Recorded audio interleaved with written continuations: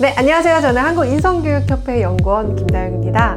오늘 처음 여러분들께 인사드리는데요. 앞으로 케아TV를 통해서 인성이란 무엇인지 쉽고 재미있게 제가 알려드리도록 하겠습니다. 오늘의 주제는요. 인간다운 것이 가장 아름답다라는 주제인데요. 그럼 인간다운 것은 과연 무엇일까요?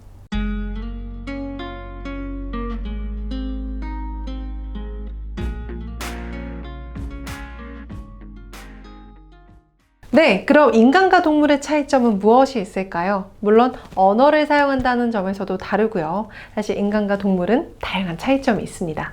근데 그 중에서도 만물의 영장 인간은 동물과 달리 사유를 한다라는 큰 차이점이 있습니다. 사유는 우리가 생각하고 판단하며 본능적인 것보단 이성적인 행동을 하게 되죠. 이 남자는요, 건실한 가장이었고 또 누군가에게는 좋은 배우자, 또 좋은 친구, 좋은 이웃이었습니다. 그런데 이 보통의 남성이 세계가 주목하는 세계의 재판의 중심이 되는데요. 그가 바로 누구냐? 제2차 세계대전 유대인들을 대학살한 홀로코스트의 전범 아돌프 아이히만입니다. 아돌프 아이히만은 제2차 세계대전 히틀러 총통 시절에 유대인들을 강제로 추방하고 이주시키며 유대인들을 수송하는 과정에서 이를 효과적으로 하겠다라는 명목 아래 독가스실이 달린 기차를 만들어 유대인들을 대학살한 유대인 박해의 실무 책임자였습니다. 나치당이 붕괴된 이후에 이 홀로코스트의 전범들을 색출해내는 과정에서 아이히만은 도주를 합니다.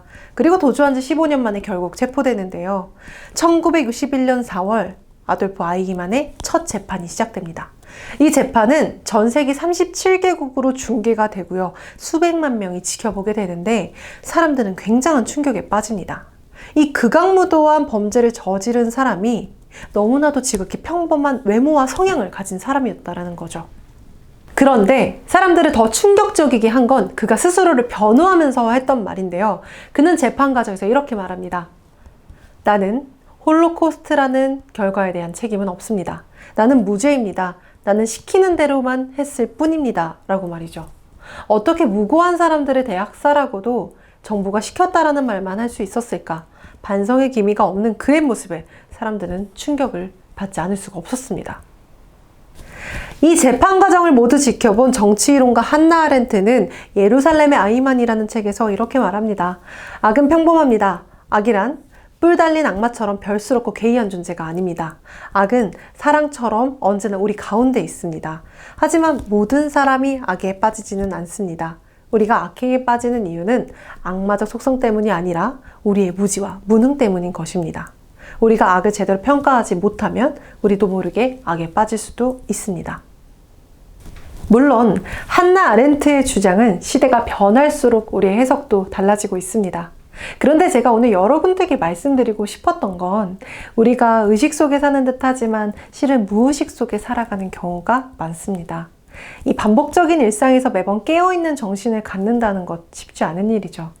그런데 우리는 사회 공동체 일원으로서 누군가의 자녀, 누군가의 부모, 누군가의 상사, 친구, 연인, 배우자로서 우리는 다양한 역할을 수행하면서 살아가고 있습니다.